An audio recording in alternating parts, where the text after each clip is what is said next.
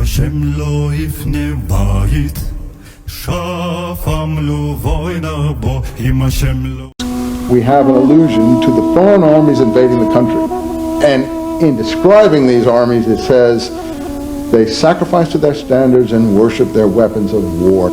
And only Roman armies from the times of Jesus onwards sacrificed to their standards, as these bore the bust of their deified emperors.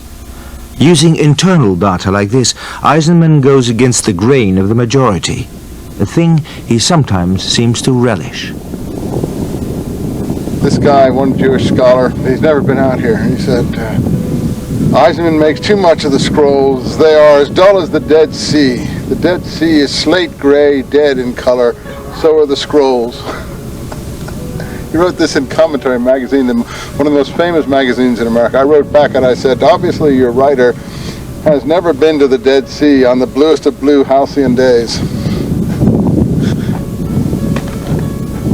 Nor can he understand the color of the Qumran literature.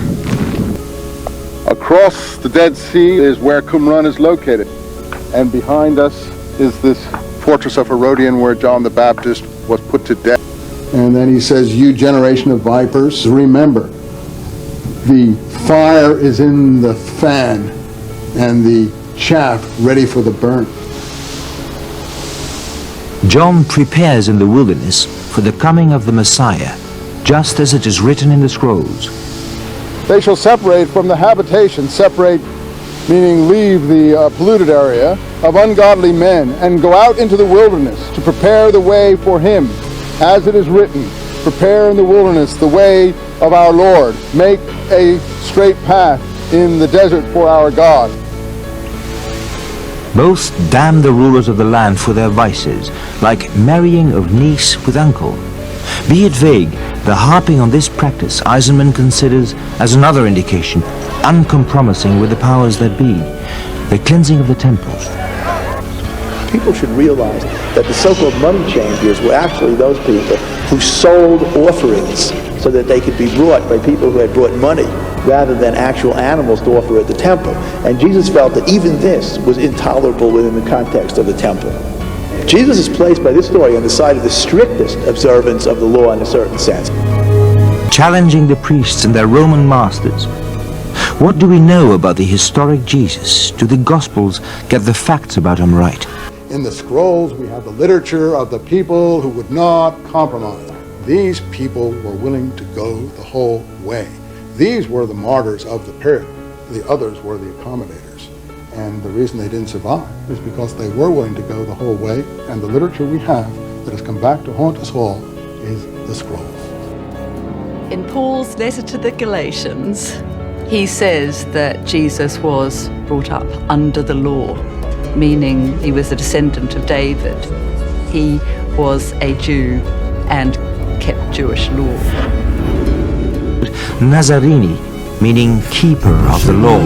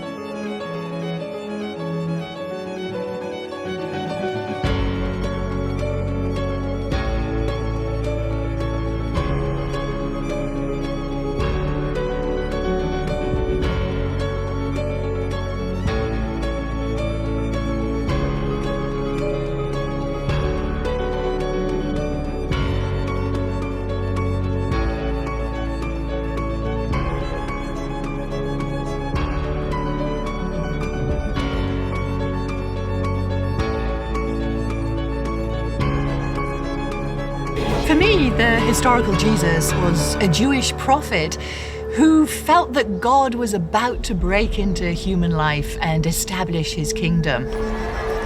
He thinks the kingdom is near, the end is near, and that he's chosen by God to be the Messiah, basically the ruler of the world. A very challenging figure who was very courageous and willing to die for what he believed in. He expected for God to vindicate him with his legions of angels and to exalt him, even if he had to suffer.